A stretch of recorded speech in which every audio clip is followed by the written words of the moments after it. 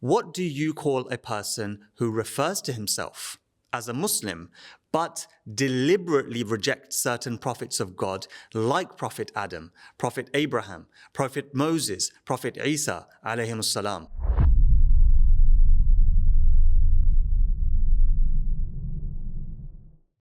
Is disbelieving in Hazrat Mirza Ghulam Ahmad Kufr?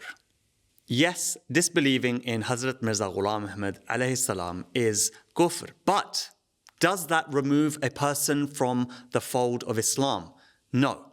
Are they to be considered non-Muslim? No.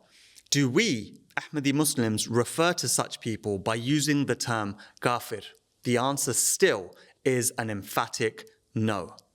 You see, kufr means disbelief, and by definition, to not believe in Hazrat Mirza Ghulam Ahmad alayhi salam is disbelief. By not accepting the message of one appointed by Allah Himself is disbelief. And this is an undeniable fact. However, Ahmadi Muslims believe that anyone who calls themselves Muslim is to be considered a Muslim, and no one has the right to take that away from them.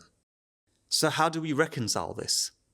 Part of the criteria for complete faith is to have belief in certain articles of faith. For example, you have the Tawheed, the oneness of Allah, the angels, Allah's revealed words, Allah's messengers or prophets, the hereafter, divine decree, which is Qadr.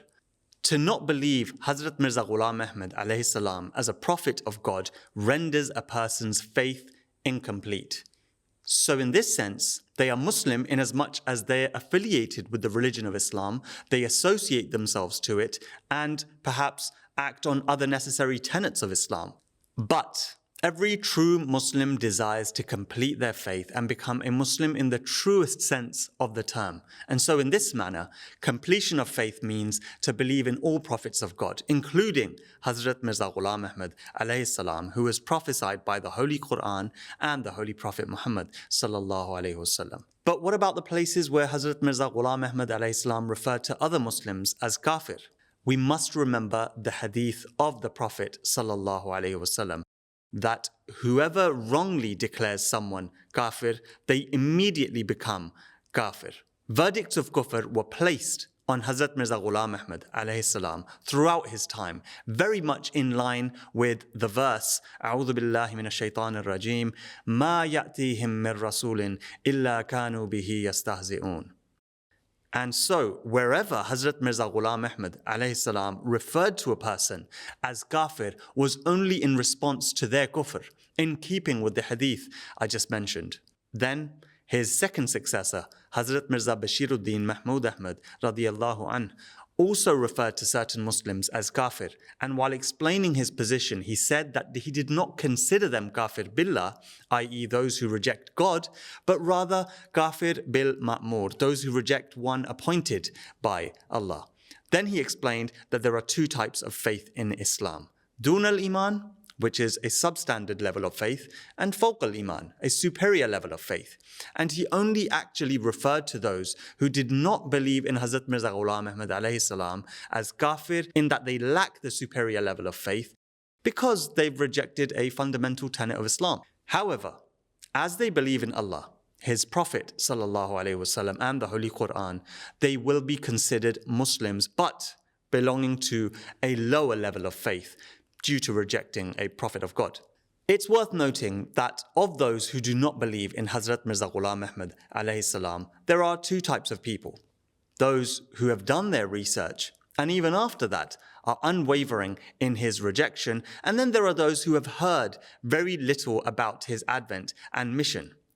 As regards these two types of Muslims, both of whom will still technically be considered kafir, Hazrat Mirza Bashiruddin Mahmud Ahmad radiyallahu anh said that in his view, whereas the former are accountable by God for their disbelief, the latter are not and will not be punished by Allah. Now, if there are any questions left after this, I counter them with a question. What do you call a person who refers to himself as a Muslim, but deliberately rejects certain prophets of God like Prophet Adam, Prophet Abraham, Prophet Moses, Prophet Isa alayhimus salam? Are they a Muslim or are they kafir? Any right-minded person will say that such a person is a kafir, even though they may call themselves Muslims. This is enough to prove that one can be a Muslim, albeit of a lesser degree and by name only, and a kafir at the same time. I would like to, however, emphasize one point. In my life, having heard the sermons and speeches of two Khulafa with my own ears, having studied the writings of earlier Khulafa and of Hazrat Mirza Ghulam Ahmad alayhi salam, never have I observed any of them refer to Muslims in general as kafir, kuffar, or disbelievers. Today, when Khalifatul Masih calls on Ahmadis to pray for the Muslim world and the Muslim Ummah, he does so by using those very words, Muslim world, the Muslim Ummah. The reality is that a true Muslim entrusts such matters to Allah.